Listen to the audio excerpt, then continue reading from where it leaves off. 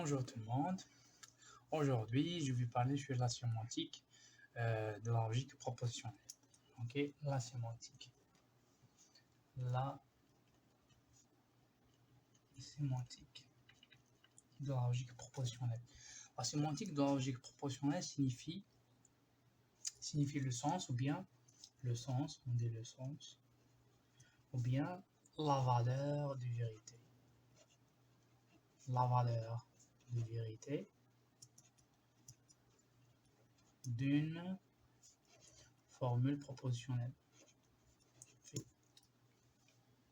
Ça veut dire, si on a par exemple formule fait, qui est définie par la conjonction entre deux variables proportionnelles A et B, ok, le sens ou bien la sémantique de fait signifie de trouver toutes les valeurs de vérité possibles qui peuvent être affectées à fait en fonction de l'affectation des valeurs de vérité à l'ensemble des variables proportionnelles qui la composent. Ok. Dans ce cas-là, on doit faire ce qu'on appelle l'analyse sémantique.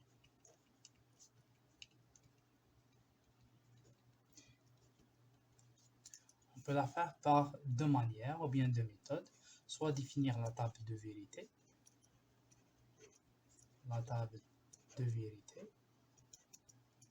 soit on utilise le diagramme de Quine. Le diagramme de Quine. Donc, avant d'expliquer la table de vérité et le diagramme de Quine, on va mettre l'accent sur le sens de l'interprétation d'une formule. L'interprétation d'une formule, on montre comme ça.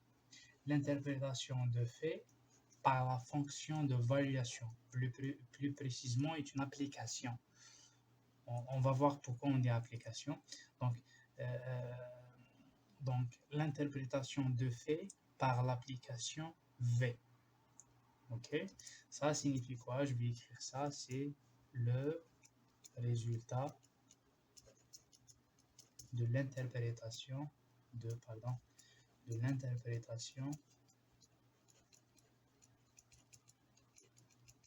de fait, formule, par l'application, ou bien par l'abus du langage, on peut dire fonction, par la fonction, l'application de valuation V. Qu'est-ce que ça veut dire V? Si on prend la table de vérité de A et B, donc on écrit ici le A, premier colonne B, ici tout simplement A et B. Les différentes possibilités, on a deux variables proportionnelles qui composent notre formule fait. Donc on a 2 puissance 2 possibilités, 2 puissance 2 lignes. Ok, pourquoi? Donc on a le cardinal de 0 de l'ensemble 0, 1, l'ensemble d'arrivée de cette logique. On a dit que cet ensemble est un ensemble discret, on n'a que deux valeurs de vérité, 0 ou 1. Le cardinal de cet ensemble puissance le nombre des variables proportionnelles, c'est-à-dire le cardinal des variables proportionnelles qui sont à l'intérieur de cette formule. Ici on a 2, donc le cardinal de cet ensemble puissance 2, qui est 2 puissance 2, 4 lignes. 1, 2, 3, 4. Ok. Ok, on a regardé la technique, comment remplir la table de vérité. 2 puissance 2, on a 4. On divise 4 sur 2. On a 2. On fait ici 2, 0. Et puis le reste des 1. Et puis on divise le 2 sur 2. On trouve 1. Donc une seule valeur de 0, une seule valeur de 1. 0, 1. Comme ça, on construit toutes les combinaisons possibles. Ou bien plus précisément, ce sont des séquences. Ok, des séquences possibles avec des répétitions de l'alphabet utilisé. Dans une autre vidéo, je vais parler sur les combinaisons en mathématiques. Ok. Ok, si on a 0 et 0, donc ici on a 0, 0, 0, 1. La conjonction signifie qu'on doit trouver la valeur de vérité 1 dans les deux opérandes. Ok. Chaque ligne de la table de vérité représente une fonction de valuation. Par exemple, ici, la fonction de valuation V1. ici V2, V3, V4. Si on fait V1 de A, on trouve quoi? La valeur 0. V1 de A, on trouve 0. V1 de B, on trouve 0. Donc V1 de fait, on trouve quoi? 0. Ça signifie quoi? Signifie la sémantique de fait par la fonction d'évaluation V1. C'est quoi la fonction d'évaluation V1? C'est la fonction qui donne à A, qui affecte ou bien qui assigne à la variable proportionnelle A la valeur 0, la valeur de vérité 0, et à la variable proportionnelle B, la valeur de vérité 0. La même chose pour V2, pour V3 et pour V4. Okay? Et pour V4. Donc on peut considérer ça comme la partie, l'ensemble de départ, et ici c'est l'ensemble d'arrivée, le résultat. Ok. Ok. Bon, je vais noter ça ici. Par exemple, ici c'est l'ensemble de départ E, l'ensemble d'arrivée F. On est dans la logique proportionnelle, donc l'ensemble d'arrivée, on n'a que le 1 et 0, ensemble discret. Ici, on a variable proportionnelle, on n'a que A et B.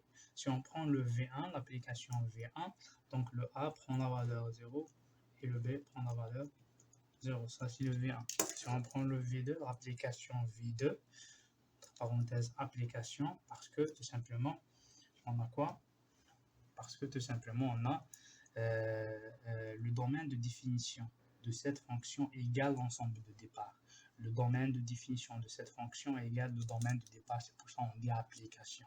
Ok, on ne trouve pas par exemple ici variable proportionnelle qui ne possède pas une relation avec l'ensemble d'arrivée F, par exemple C, qui reste sans valeur de vérité. Ça n'existe pas, c'est pour ça qu'on dit application plus précisément, et avec l'abus du langage, on dit fonction. Ok, mais d'une manière plus précise, on dit application.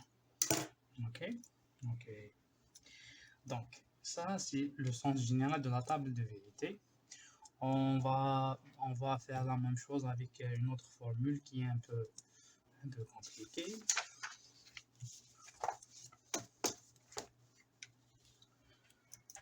Ok.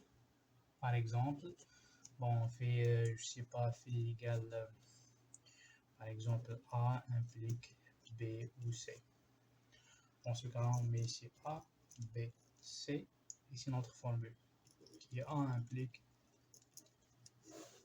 B ou C. 2 puissance 3, donc 8. On a 8 lignes. Ok. Donc 1, 2, 3, 4, 5, 6, 7, 8. 2 puissance 3, c'est 8. 8 sur 2, c'est 4. 1, 2, 3, 4. 1, 2, 3, 4. Diviser ça sur 2, ça devient 2. Diviser ça sur 2, on a 1. Voilà. A implique B aussi, ça c'est l'équivalent de dire quoi? La négation de A ou B ou C. Ok? Comme ça. Ok? Ok. Donc il suffit ici de, parce que si je ouvre, bon, ça c'est 1, ça c'est 1, ça c'est 1 parce qu'on a 1, 1, ça c'est 0 parce qu'ici ça devient 0 ou 0 ou 0, donc 0, ici 1, 1, 1. Ok.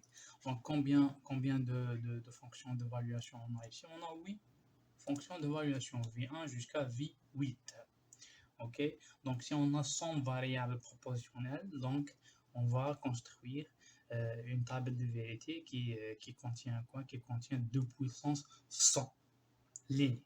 Ok, plus la colonne en moins, plus la colonne de cette formule. On peut par exemple diviser cette formule sous forme, par exemple, sous forme des sous-formules. Par exemple, on fait colonne B ou C, et puis on utilise cette colonne B ou C pour calculer le A implique B ou C. Ok, pour simplifier le calcul, mais ça reste le même principe. Ça, c'est la table de vérité. Ok, le diagramme de Queen permet de minimiser la taille de la table de vérité. Ok, donc sur la mémoire, sur la machine, si on code ça, donc on a besoin de 2 puissance n, tel que n c'est le nombre de variables proportionnelles, pour coder ça. Au moins, on a besoin de ça, ok? Plus la dernière colonne qui représente notre formule. Donc, ça prend beaucoup d'espace en mémoire. Le diagramme de Queen permet de réduire la taille de la table de vérité. On fait le diagramme de Queen.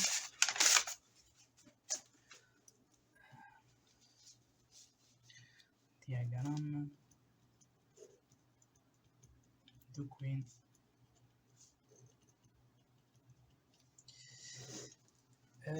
Si on prend la même formule, phi qui est égal à implique B ou C.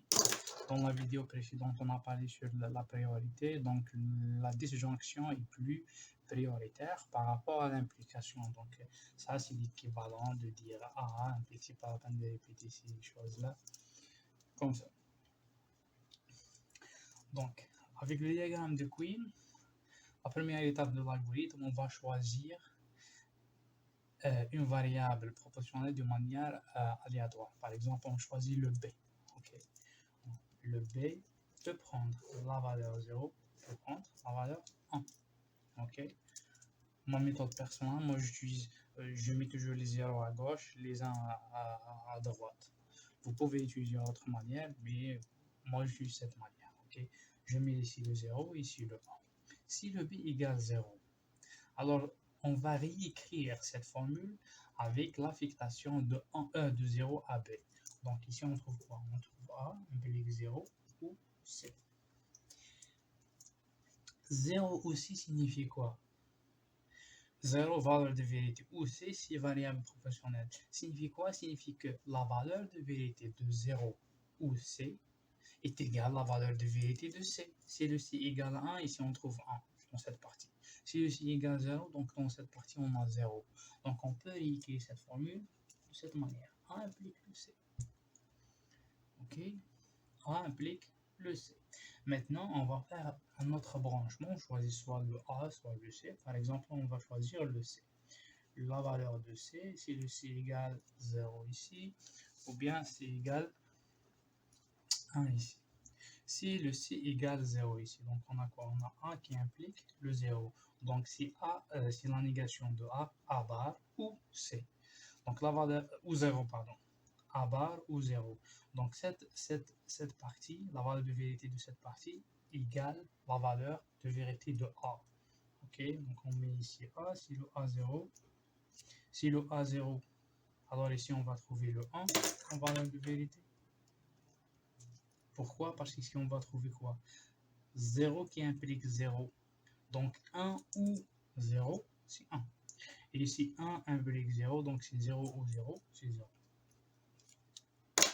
Si le C égale à 1, donc on va trouver quoi?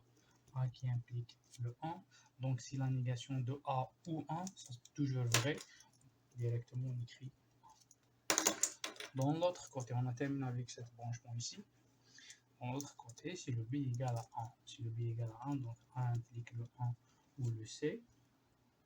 1 aussi, ça signifie quoi? Ça signifie le 1, ça c'est toujours 1, quelle que soit la valeur de C, donc on peut réécrire ça sous forme A implique le 1. Si A implique le 1, donc la négation de A ou 1, la négation de A ou 1, donc la valeur de vérité ici est toujours 1. On va réécrire la table de vérité. Maintenant, regardez. On a A, B, C, et notre formule fait. Si le B égale 0, si le C égale 0, si le A égale 0, c'est ici A0, A1. Donc on va répéter cette ligne ici. Si le A0, A1. Si le A0, on va trouver 1. Si le A est égal à 1, on va trouver 0.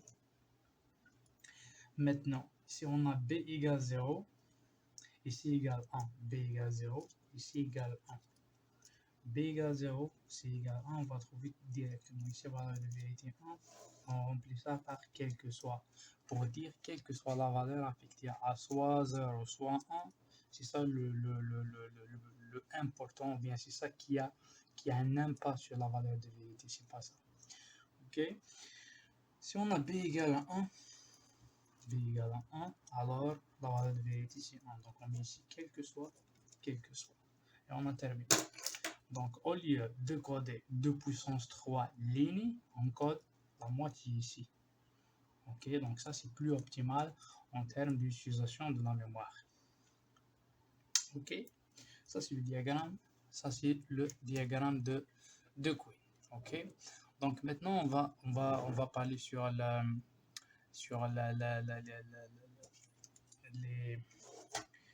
propriétés de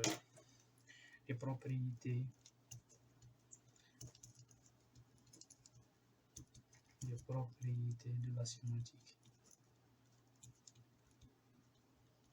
dans la logique propositionnelle. On va commencer par deux notions, la notion de synonyme, les synonymes, et aussi la notion d'équivalence.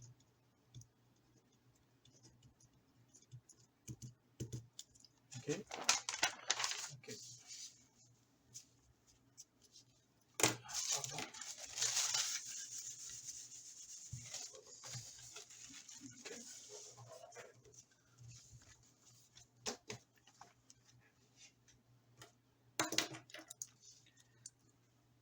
Synonyme, on dit que phi1 est un synonyme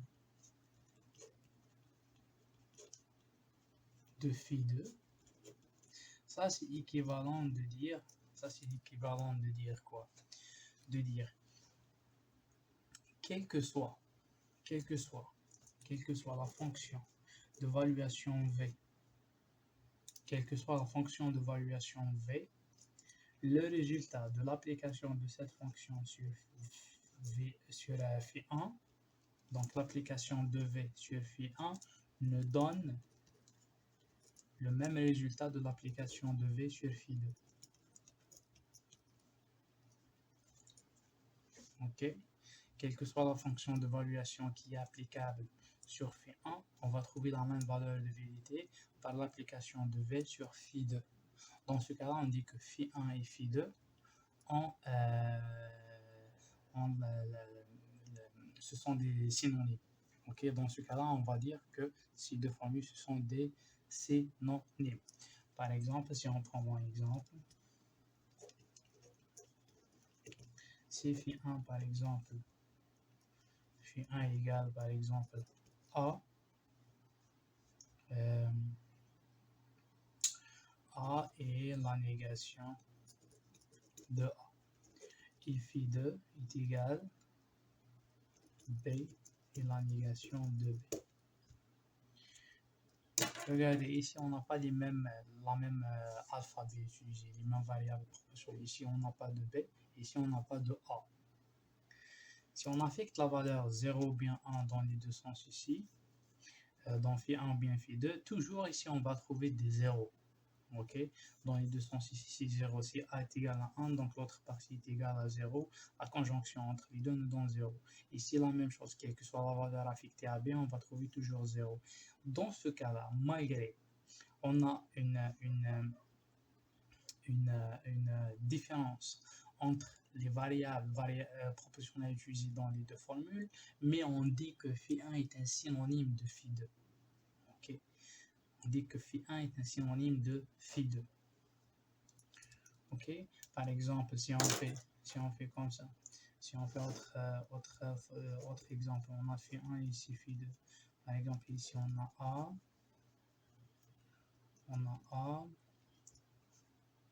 ou la valeur, par exemple, de B. Et ici, on a A, ou la valeur de B. Ici, ou la valeur de C. De C et la négation de C. Ça, c'est toujours égal à 0. Ok, donc si on applique, si on prend cette formule ici, on a A, on a B, on a C, et on a phi1 et on a phi2.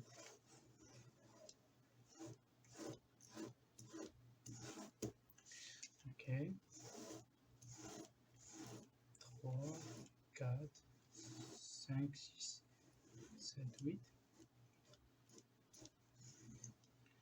Donc 1, 2, 3, 4, 5, 6, 7, 8.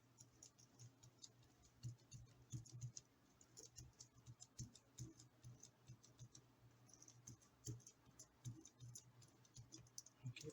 Si on prend le fait A, c'est A ou B, il n'y a pas de C ici, c'est A ou B. Donc dans ce cas, on va trouver ça. C'est A ou B. Si on prend phi2, regardez phi2 ici, il y a le C et la négation de C. On va trouver quoi?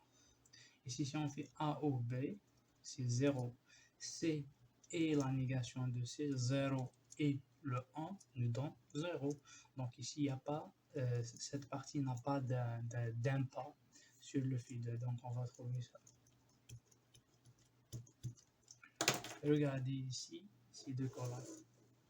Première colonne, deuxième colonne. On a les mêmes valeurs. C'est pour ça qu'on dit phi1 est un synonyme de phi2. Malgré il y a une incompatibilité entre les variables proportionnelles utilisées dans les deux formules. Ok? Pardon. Ok, ça c'est le sens des synonymes. Maintenant,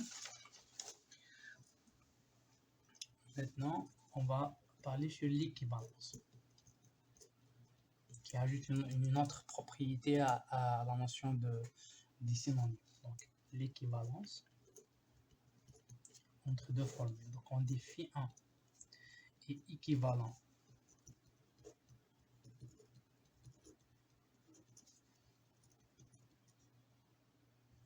à phi2 si seulement si, ou bien équivalent, veut dire quoi? Deux conditions. Phi1 est un synonyme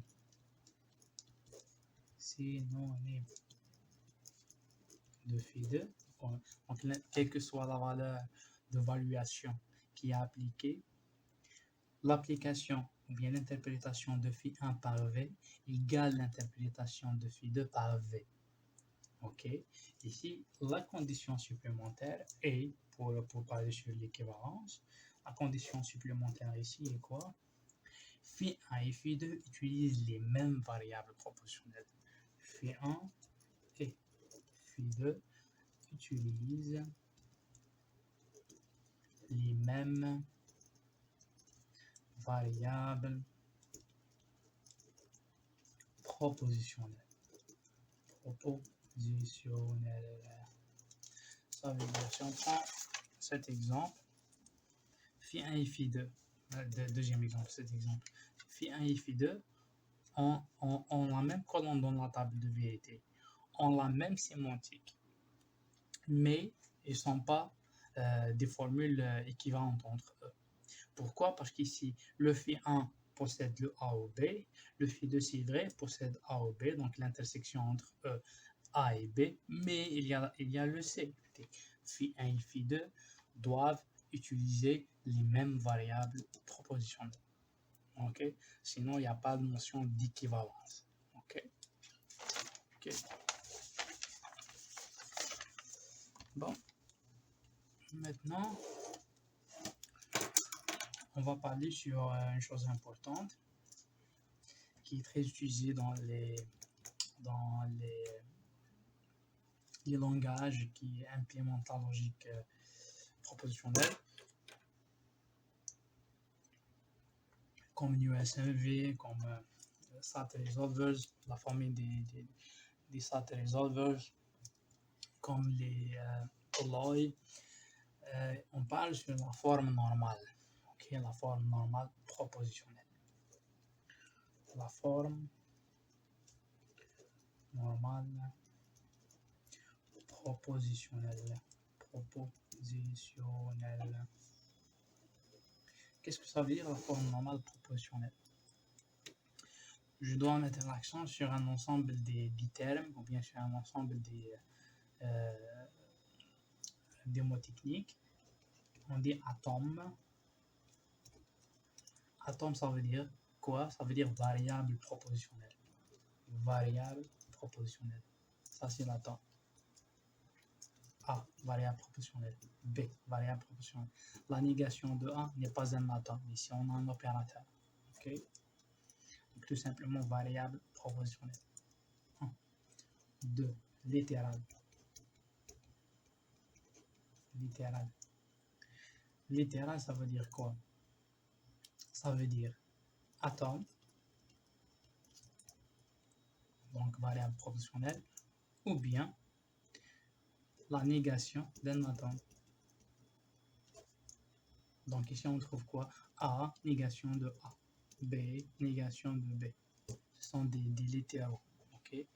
Donc ça c'est la notion de littéral. Soit atome, la négation d'un atome.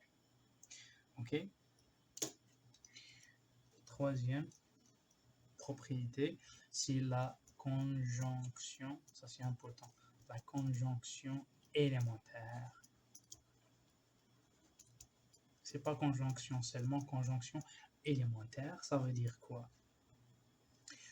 Ça veut dire quoi? Soit, ça définit quoi? Soit tout simplement un littéral, seul. Donc, attendre la négation des atomes, ils sont considérés comme conjonction élémentaire. Il y a aussi disjonction élémentaire, on va voir ça. Ou bien quoi? Ou bien conjonction entre des littéraux. Des conjonctions entre des littéraux. Donc, on peut écrire littéral I, de I égale à 1 jusqu'à N. Donc, conjonction entre des littéraux. Donc, tout simplement, on trouve soit A et B et négation de C, ainsi de suite. Donc, conjonction entre des littérales ici. OK?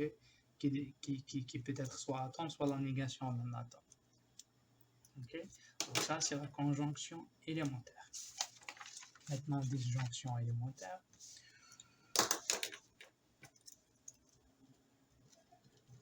Disjonction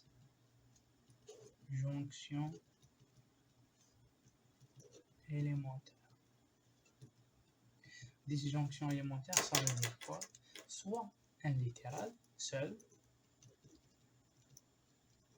Donc, regardez ici. Littéral. Ici, littéral. Littéral, donc si on prend A comme ça, A représente une conjonction élémentaire et une disjonction élémentaire en même temps. Ok? Négation de A est une conjonction élémentaire et disjonction élémentaire à la fois. Donc, ici, disjonction élémentaire soit littérale, atome ou la négation d'un atome, soit une disjonction entre un ensemble des littéraux. Donc, littéral, I, de I égale à 1 jusqu'à N.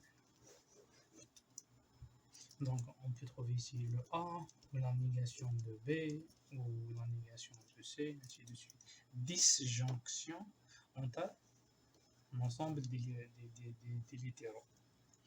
Ok? Des littérales. Essentiel. Ok? Ok. Donc, on a parlé sur les atomes, littérales, conjonction élémentaire, disjonction élémentaire. Maintenant, on va passer sur la forme normale négative. La forme normale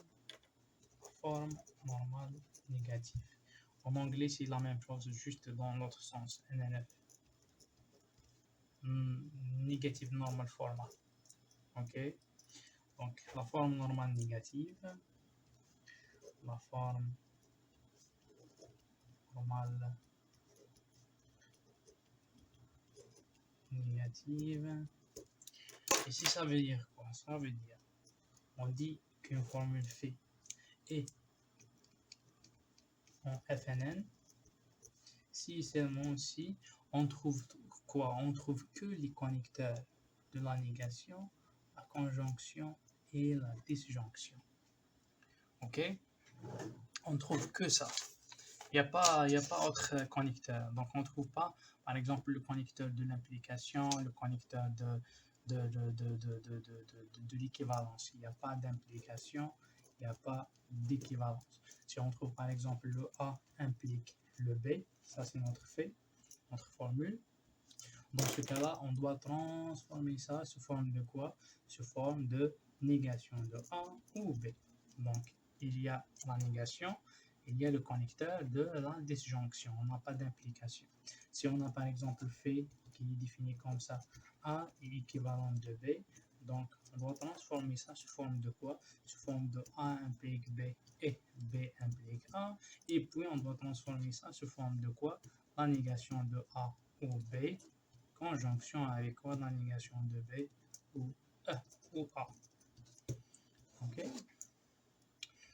Ok, ça représente la forme normale négative. Ok? Ou bien NLF. Par exemple aussi, j'ai oublié un cas. Négation de la négation de A. Est-ce que ça représente le FNN? Non. Négation de la négation de A.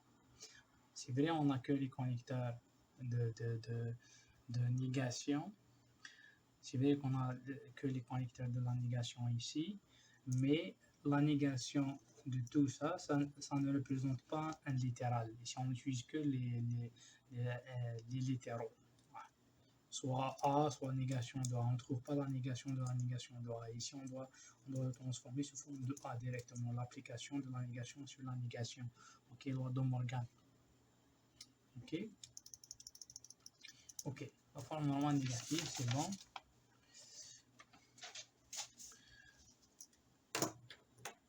Maintenant, je vais parler sur la forme normale conjonctive.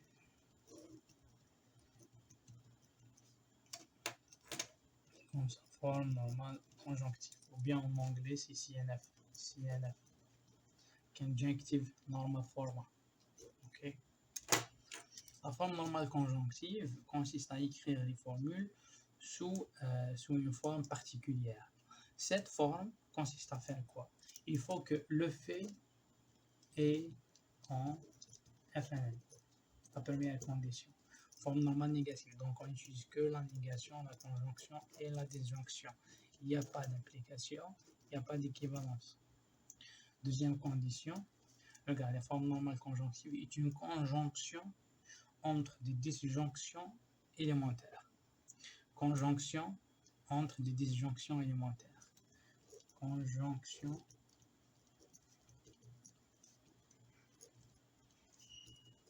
entre des disjonctions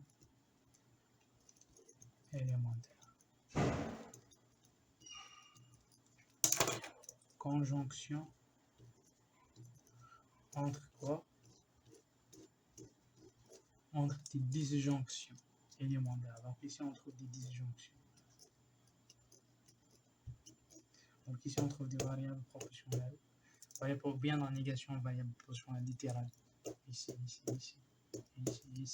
Conjonction entre des disjonctions élémentaires. Disjonction élémentaire. Ok? Donc, si on a par exemple,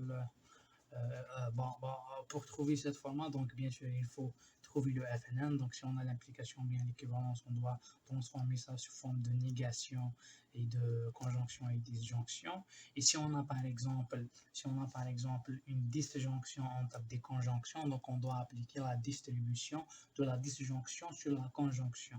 Si on a par exemple A ou ici B et C. On a des conjonctions entre des disjonctions, mais ici il y a quoi? Disjonction entre des conjonctions, c'est l'inverse. Donc ici, c'est comme la distribution de la multiplication sur l'addition. C'est comme ici, par exemple, ici on a fois multiplication, ici on a plus addition.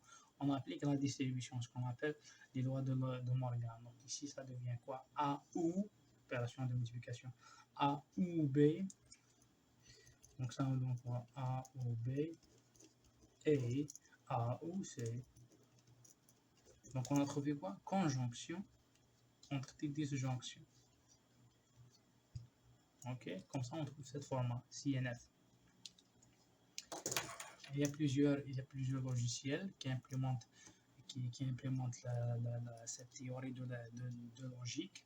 C'est c'est pour vérifier toutes les formules en entrée d'un système d'information, ok, pour trouver est-ce que toutes les formules sont satisfaites ou non. Donc, on doit redéfinir toutes les formules logiques sous forme de CNF avant d'exécuter le programme. Pourquoi?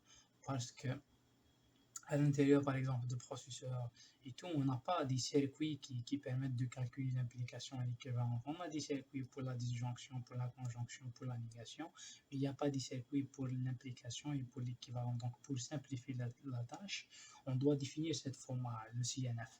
OK? Bon, si dans un exercice, on a une table de vérité, et à partir de la table de vérité, on doit construire la formule en CNF. Dans ce cas-là, bon, je vais donner juste un exemple rapide. Par exemple, si on prend ça, on a ici, on a le A, on a le B, on a le F.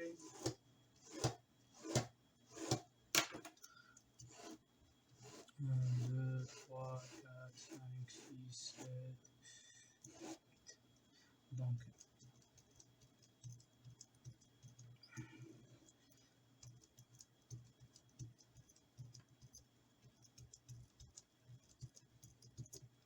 ok, bon, je prends un exemple. Par exemple, 1, je sais pas, 0, 1, 0, 0, 1. Juste un exemple. À partir de cette table, donc on n'est pas fait. À partir de cette table, comment on peut construire cette format?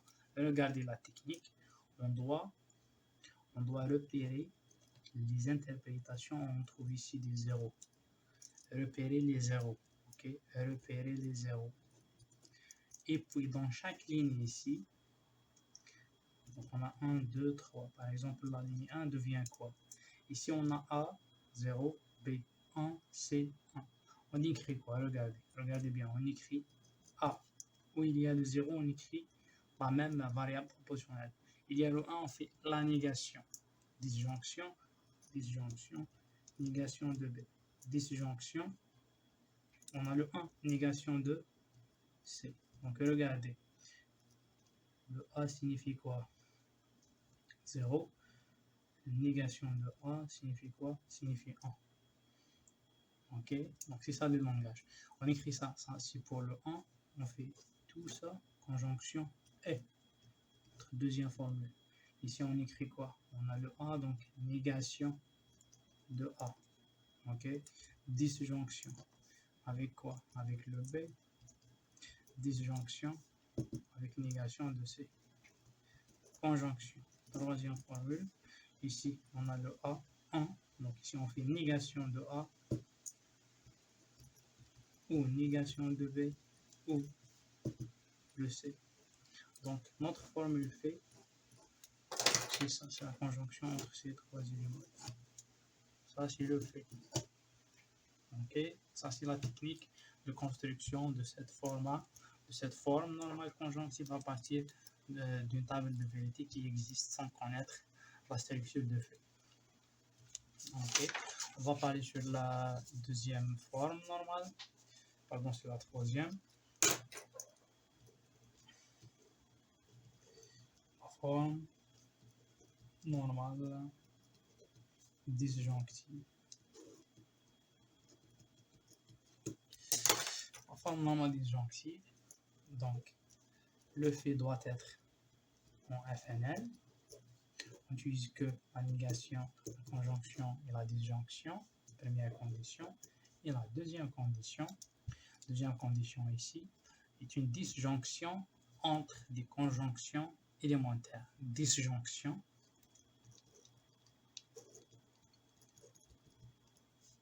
entre des conjonctions.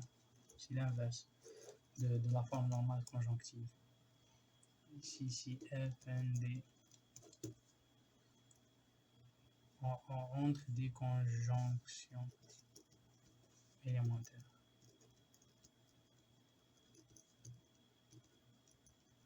Ça veut dire quoi? Disjonction entre quoi? Entre des conjonctions élémentaires. Ici, il y a des variables, des littérales, où il y a le point, il y a une littérale. Ok? Donc, disjonction entre des conjonctions élémentaires. Ok, donc la même technique. Si on a implication et l'équivalence, donc on doit transformer cette formule avec la transformation de l'équivalence et l'implication sous forme des connecteurs de négation et de conjonction et disjonction. Et après de faire ça, si on a par exemple une conjonction entre des disjonctions, donc on fait quoi? On fait la distribution de la conjonction sur des disjonctions. La distribution des conjonctions sur des disjonctions. Si on a A et B ou C, ça ne suit pas cette définition parce que c'est disjonction entre des conjonctions. Disjonction entre des conjonctions. Ici, conjonction entre des disjonctions. Donc ici, on fait la distribution. Donc ça devient quoi? Ça, c'est l'équivalent de dire, par exemple, ça, c'est le fait. Donc ça, c'est l'équivalent de dire A et B, tout ça, ou A et C, tout simplement. On va trouver disjonction entre des conjonctions. Disjonction entre des conjonctions élémentaires. OK. Le même exemple, si on a cette formule-là, et on veut trouver la formule à partir d'une table de vérité qui existe déjà. Ici, on fait l'inverse. On va repérer les 1. Donc ici, ça devient le 1, le 2, le 3, le 4, le 5. On repère les 1. Et puis, on fait l'inverse. Ça, c'est l'inverse. Si on trouve ici 1, ça veut dire la formule, son négation. Si on trouve le 0, c'est cette partie. Ça veut dire quoi? Ça veut dire ici, on a 0. Donc, on écrit quoi? On a 0. Regardez. Donc, notre formule devient quoi? Notre formule est une disjonction. Donc, disjonction entre des conjonctions. Deuxième, disjonction. Troisième, on a combien de 1? 1, 2, 3, 4, 5. Donc, ça, c'est pour le 1, 2, le 3, 4e, 5e. Donc, disjonction. Ok. Disjonction entre quoi et quoi? Donc, la première, si on a 0, 0 signifie la négation. Donc, ici, négation. 0 signifie négation. 1 signifie variable proportionnelle à son négation. Donc, de 0, donc on trouve négation. Donc, négation de ça. Et, parce qu'on a des disjonctions entre des conjonctions. Et, négation de B et négation de C. Première ligne. Deuxième ligne. Donc, ici, négation de A et négation de B et C. Troisième, je suis là. Donc, 0, ça veut dire négation. Donc, négation de A et B et négation de C. Quatrième, le A et négation de B et négation de C. 5, on a 1, donc on a A et B et C. Et c'est ça, tout ça, la conjonction de tout ça, c'est notre formule dans la forme normale disjonctive. Ok? Ok. Maintenant, on va entrer dans des choses très importantes. Surtout dans le génie logiciel, dans les systèmes de preuve, qui est très utilisé dans les systèmes de preuve. On va parler sur la satisfaisabilité, la validité d'une formule et aussi la compatibilité entre un ensemble des formules. Okay? Bon, donc, on va parler sur, on va noter ça, SAT, en anglais ça c'est noté comme ça veut dire satisfaisabilité,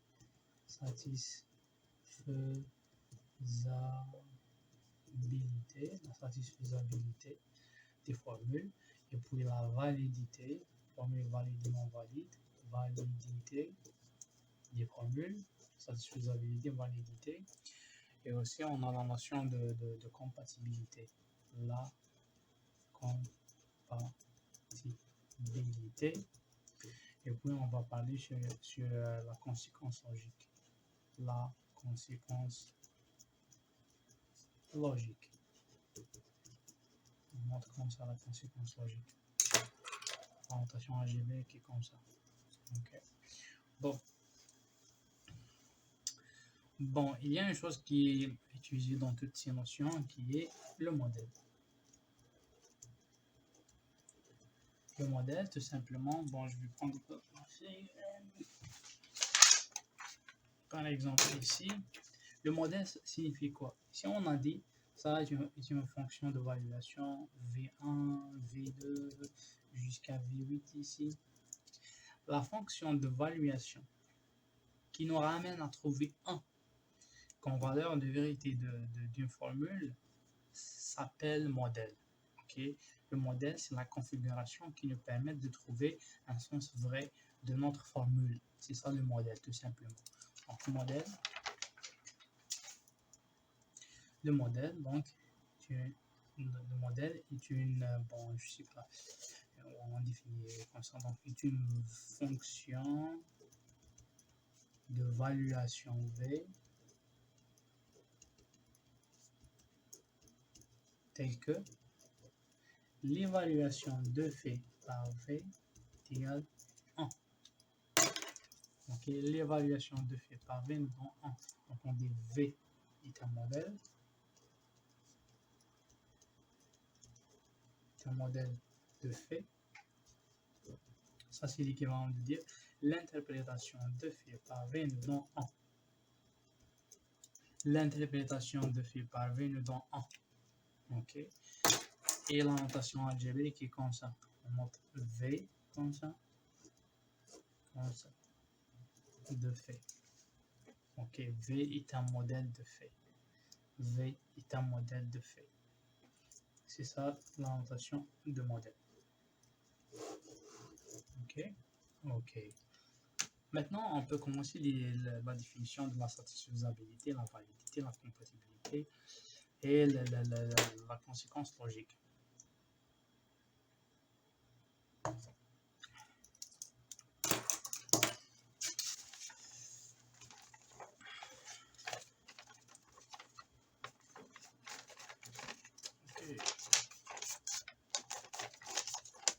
La satisfaisabilité.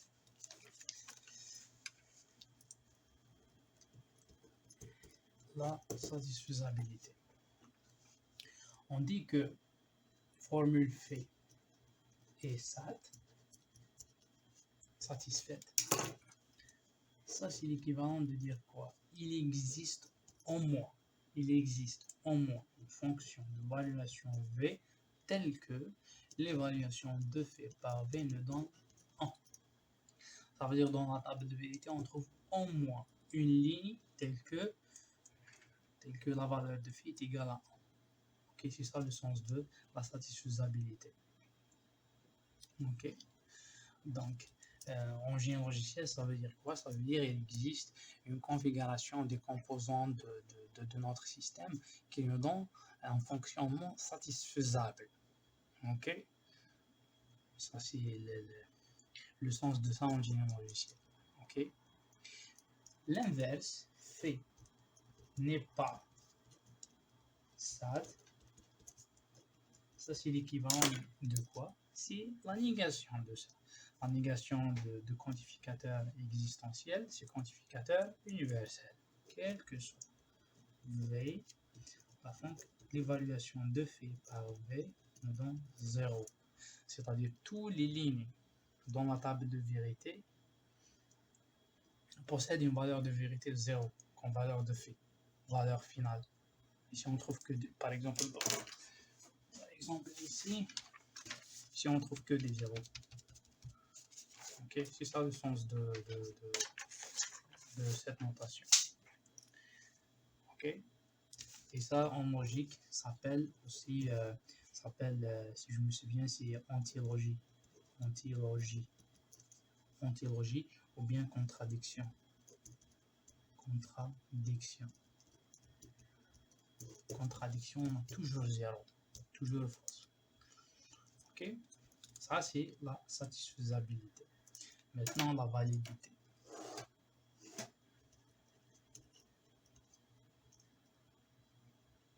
Je vous donne un exemple. Tout simplement, si on fait par exemple, on a A, on a B, on a A implique B. Comme ça. Exemple rapide. Hein.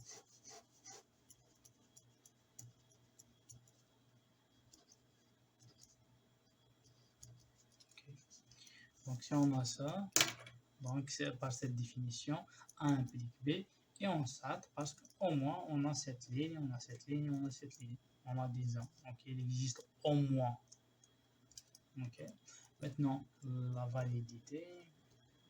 Validité. La validité d'une formule. Donc, on dit fait est valide. Ça veut dire quoi? Quelle que soit la fonction de validation B, l'interprétation de fait par B nous donne 1. Donc, si on trouve que des 1. Ok, si par exemple on a A, on a B. Ici, on trouve par exemple A ou la négation de A ou B.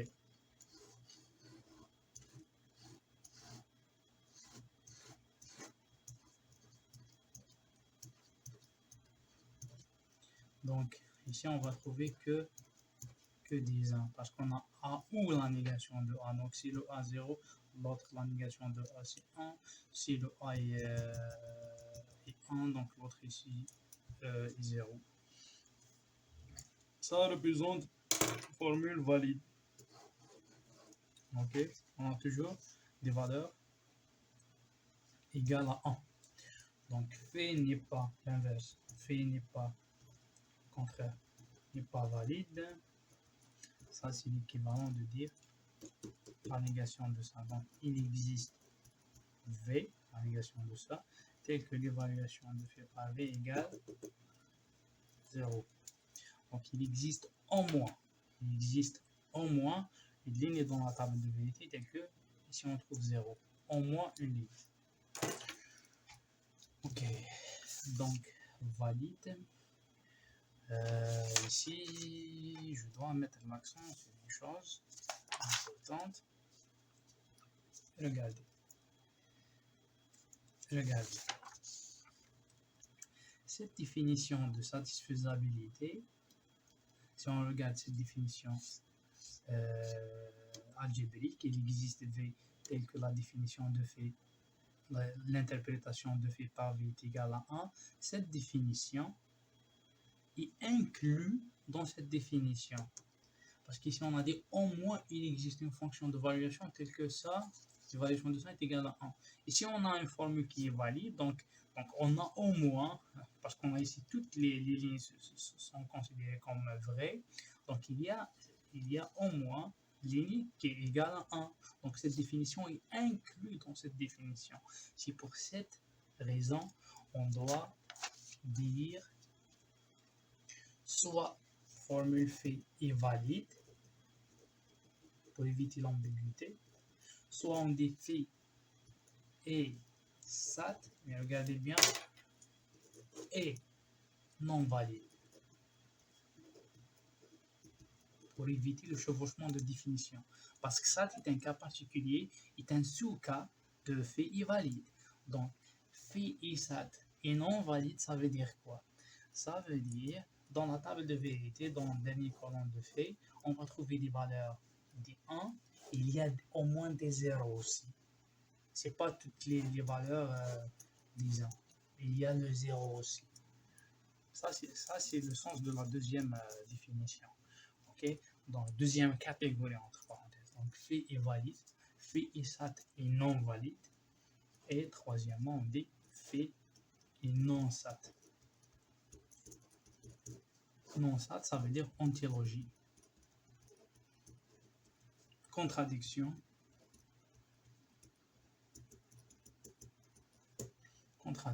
Toutes les lignes se sont considérées comme des zéros. Voilà. Ok, donc valide, SAT et non valide et non SAT. Ok.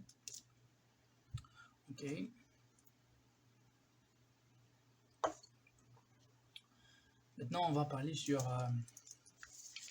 on va parler sur ça. On a parlé sur ça, la validité. Maintenant, la compatibilité et la conséquence logique.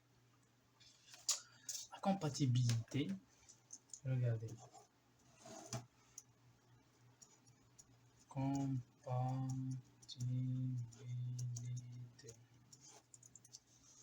Compatibilité.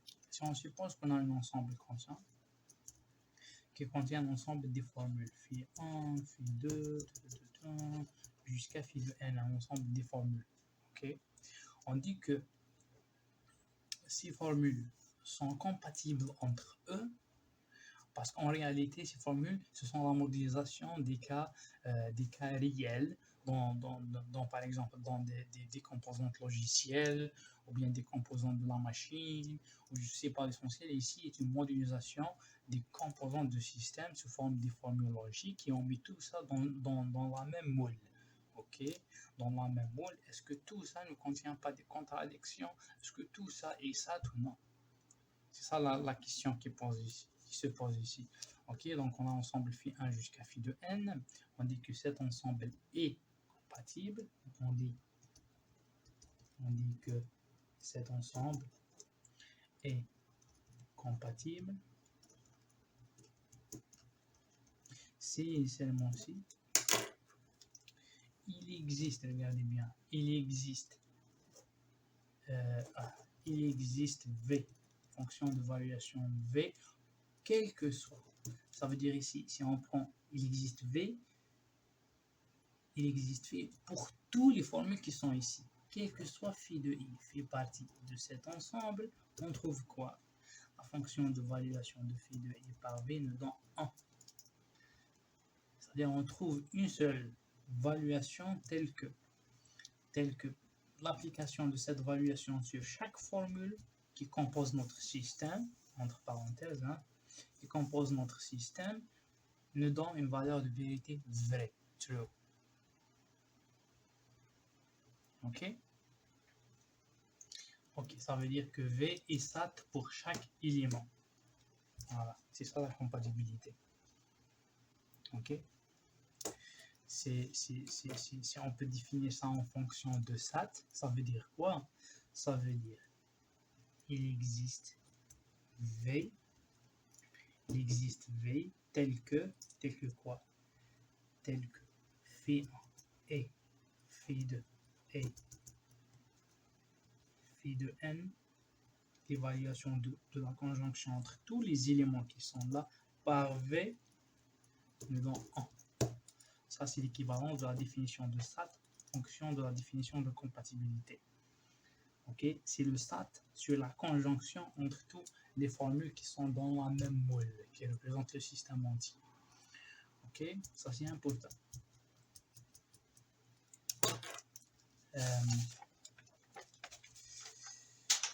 Il nous reste quoi? La compatibilité, la conséquence logique. La conséquence logique. Regardez, dans l'algèbre, on écrit comme ça. Comme ça pour dire que ici, c'est la cause.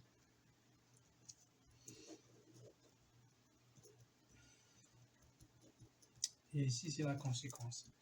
Tout ça ensemble est une cause pour cette conséquence. Cette conséquence est causée par cette partie. Ok, donc la partie de la cause, la partie de la conséquence. Regardez bien, dans l'algèbre, si la cause est un ensemble vide, ça veut dire comme ça, ensemble vide, ici on trouve des choses ici. Ça, c'est la définition mathématique de théorème. C'est ça le théorème. On a trouvé une conséquence à partir d'un ensemble vide. Ça, c'est le théorème. Je ne vais pas entrer dans les détails ici, mais l'essentiel, la conséquence logique signifie ici la cause, ici la conséquence. Ok? Donc, on dit, par exemple, on dit que phi est une conséquence logique de θ, notre formule, et on note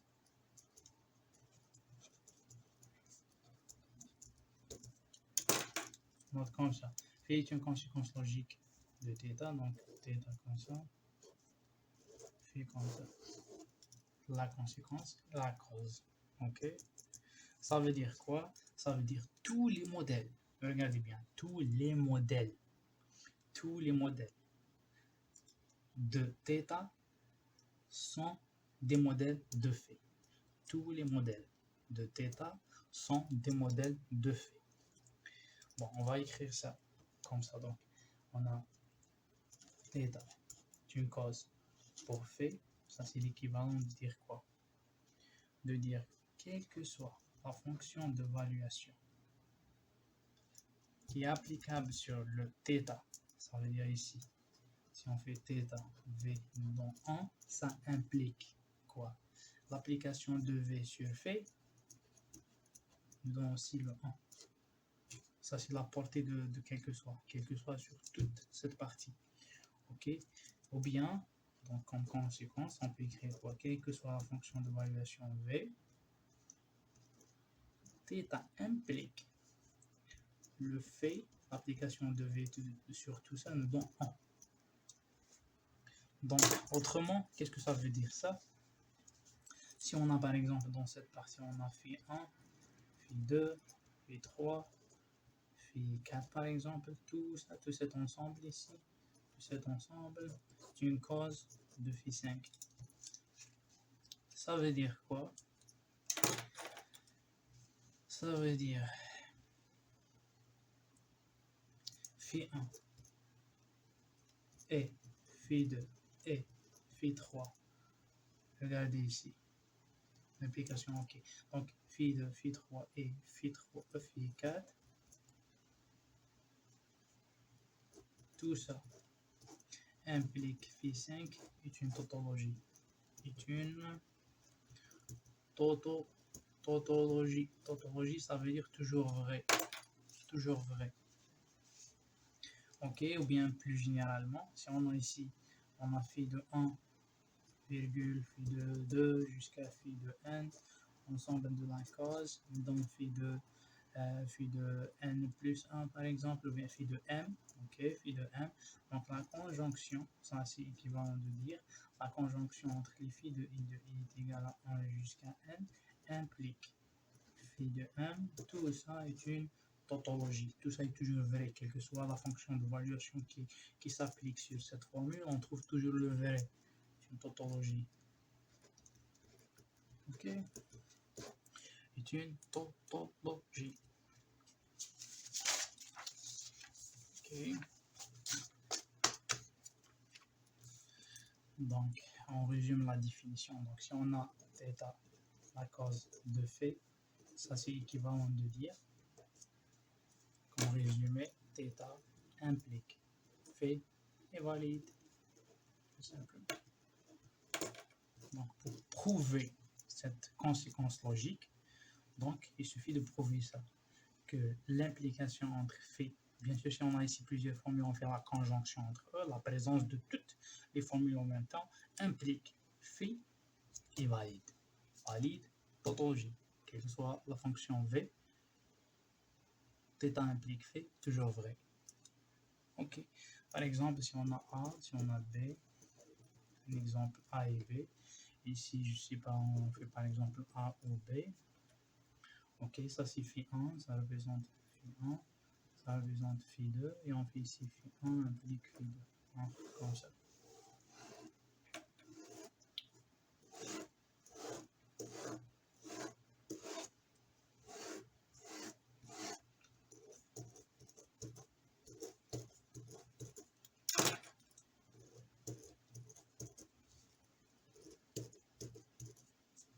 Si on fait l'implication entre cette colonne et cette colonne, ça veut dire quoi? La négation de cette colonne ou cette colonne. Donc ici on trouve 1. La négation de ça, c'est 1 ou 0. C'est 1 ou 1. C'est 1 ou 1. C'est 0 ou 1. Ok. Regardez ici, donc phi 1 implique le phi 2. Phi 1 implique le phi 2 est une tautologie. Ici, est une tautologie. Ça veut dire quoi? On peut écrire ici que phi 1 est une cause de phi 2. Ok, mais il ne faut pas confondre des choses. Par exemple, si on prend A implique B, est-ce que ça veut dire que le A1 est une cause de B? Non. Parce que regardez. Si on prend A, B et A implique B.